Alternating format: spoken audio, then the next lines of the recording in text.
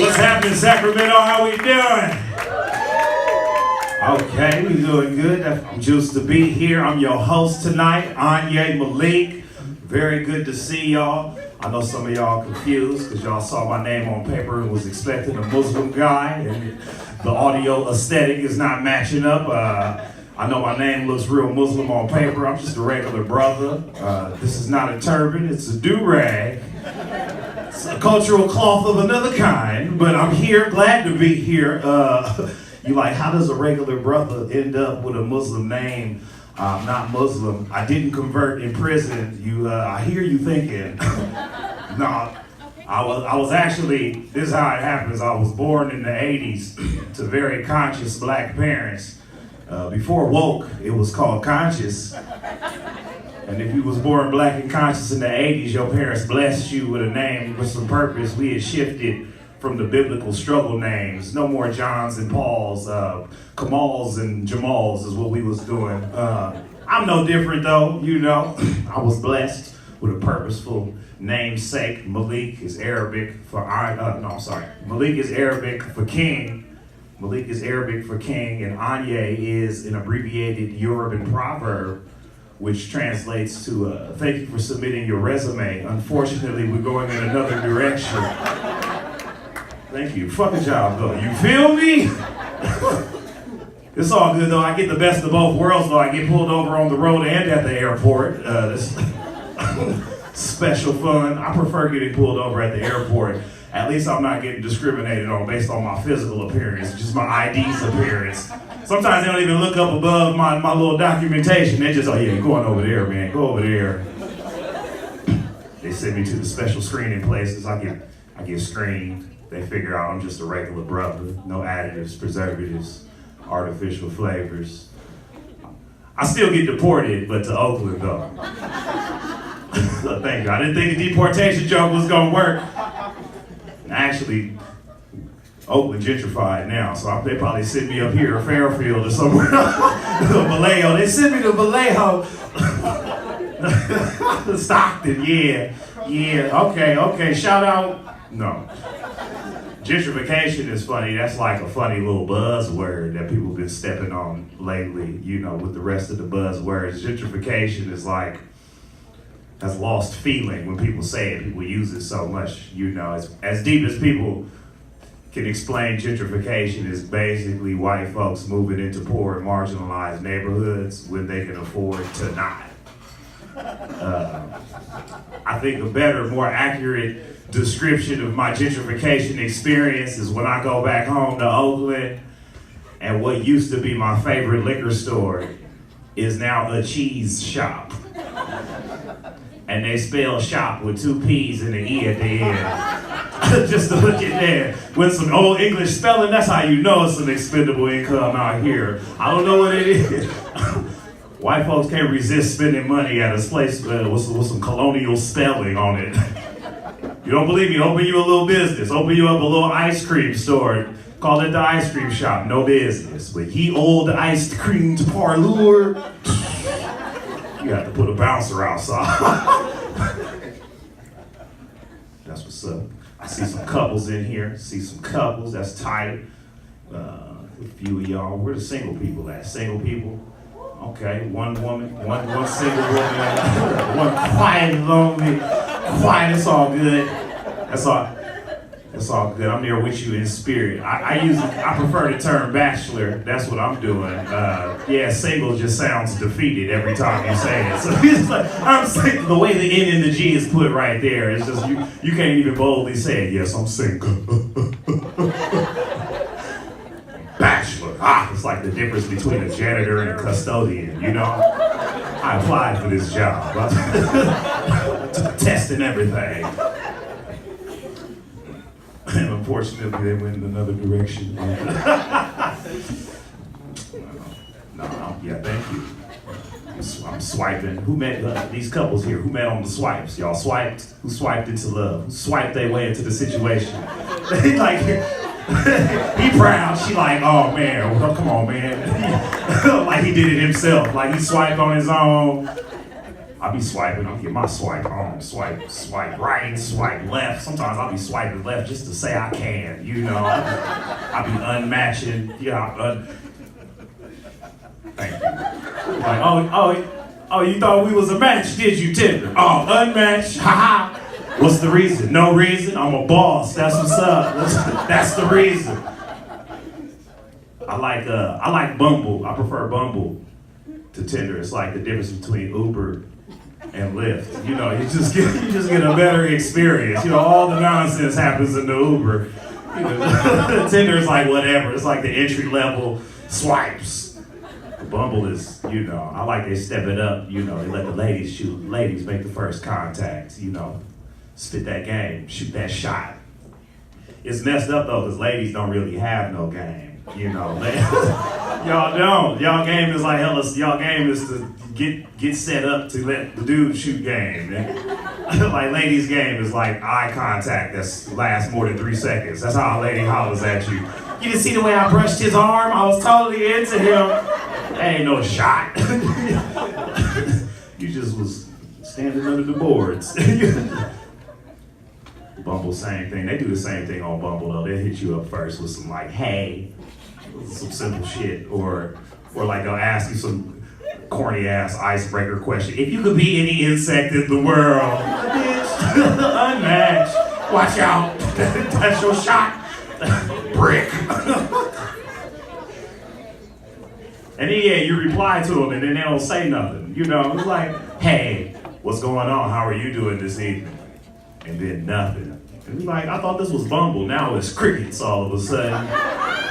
Throw my phone on the wall, man. It's tight. It is tight. I get a little uncomfortable when I hear people complain about their exes. Just because I can't participate in the ex complaint energy, you know, like it sounds like funny, like, oh, my ex, you wouldn't believe my ex, oh, my ex, I ran into my ex. You know, I feel left out because I ain't got no exes, you know. Like you can't get broken up with if you never committed in the first place. Feel me, life hack. All they ask for is time and space. When you do little 3-month joints, oh, we need time and space. Psh, I give you that. The man-made concepts. I can do that like this. It's not tangible. Look at space. You can do that. Look, you got some space. Time. I'm daddy with the time. Father, how much time you need? 10, I got you.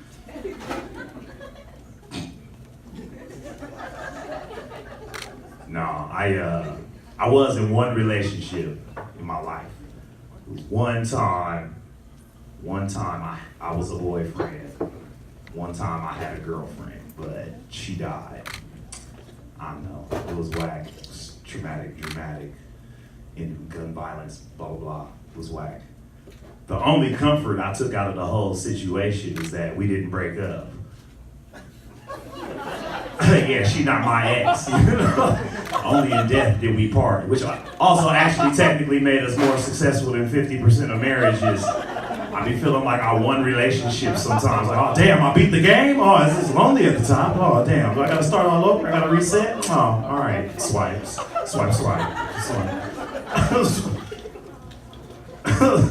Womp womp womp. A little sad air. Womp womp womp. Fuck they no, they ain't stupid. Like, why I'm supposed to figure out where to eat with you, where we gonna hang out, just so we can figure out if we wanna fuck. And then fuck maybe, and then try to figure out what we gonna do after that. Oh, we could have just did this first. It's awesome. You about to get broke up with tonight, man. You better chill, man. Your foot up in the whole wide check. You got confirmations. She's swiping right now, sir. She's swiping. No, I made light of a thing a couple seconds ago. Obviously, it's still, you know, I'm womping. I struggle, you know, to find a little bit more peace every day with how the whole thing went down, which is probably why I'm so comforted in my bachelorhood. And for the most part, I'm a little more at peace every day. I do struggle a couple of times to find peace. One of the situations I struggle is when people give trigger warnings. Trigger warnings is a thing people do to shout out some shit that might stir up some trauma in other people. I'm gonna give you a heads up. And then what bothers me though, people give trigger warnings and then what follows has nothing to do with no gun, nothing. It's like no trigger was involved, but you mentioned the trigger, now I'm triggered. It's like, man, come on, fam. Now, you done been only trigger related trigger warnings, please. Not that psychological triggers. No, that don't count. We need real, this is America. Sorry if I'm brake whistling here. Forgive me. And then the other situation I struggle is when I hear people complain about getting ghosted. It's like, yeah, people, this is like a new thing. When somebody was talking to you, they don't talk to you no more. You're being ghosted. This was about to happen to you tonight, sir. I have it on good authority. I mean, right, I can neither confirm nor deny. But yeah, you gotta watch the words you use around people. Don't complain around somebody when you complain about getting ghosted around somebody who lost somebody in the real world, you sound hella dumb. It's like, fool, you're not being ghosted. They're among the living. You're just being ignored. It's something only living people can do. Ghosts don't ignore people. When a ghost ignores you, they call that a gust of wind. The temperature drops. Don't complain around me about getting ghosted until you've been awake after 2:30 in the morning on the Ouija app. Trying to text late, babe, hey, you up? I got a reply last week. She said something like, hey, boo. And I was confused if she was flirting with me or is that how ghosts talk? And then also, would she be mad if she found out I was swiping on other spirits in my location? Hey, it'd be some thick phantoms out here, dead ass. Dead ass was the pun for the initial. No, I'm doing better. I got a comfort animal. I ain't got me an emotional support grizzly. Yeah, I take them into restaurants and they just have to bear with me. Thank you. Wham, wham, wham! We back! Killing it. Thank you, ma'am. Chill. I'm about to unmatch. No, I got other stuff I'm struggling to find peace with. Growing up, I experienced some crazy amounts of racism at the school I went to. There's racism and bigotry from the staff and the students. It was crazy. I'll be struggling to find peace at that. What helps is when I, as an adult, find out about some of the things my former classmates went to. It was a Catholic school, so I'll be like, wow, good looking out racism. Racism really saved my booty hole. To grow up black and undesirable. Fam, wham, wham, wham. Catholicism scandals make Scientology look like DUIs. What they do? They put a helmet on you? Ah, you good. Scientology crazy. I wasn't even really aware of Scientology until I saw a black Scientologist in Hollywood, which was crazy because I was just looking at it like, damn, you really handing out flyers? Like, how'd they get you? Not like they left a box of blunts out and hit you over the head. You clear now. I'm just saying, black folks, we don't just hand over the keys to our spirituality like that. You got so much to get over, with the spirit. But it's like, and they hand out club flyers too. And I'm looking at the black side and I'm like, man, I didn't really know Scientology was lit like that. We need a powerful speaker or somebody. All I knew about Scientology is that L. Ron Hubbard is like they Jesus and Tom Cruise is gang gang. That's all I knew about Scientology. I didn't watch the documentaries. Every religion got some shit in the shadows they do, and even the devil worshiping Satanists, I heard they do community service on the weekends and good deeds and shit. They don't want you to know about it. You didn't hear from me either. But yeah, I'm looking at the black sign like, damn, maybe they got something for us. Maybe they got like a powerful science televangelist or something like that just on the TV.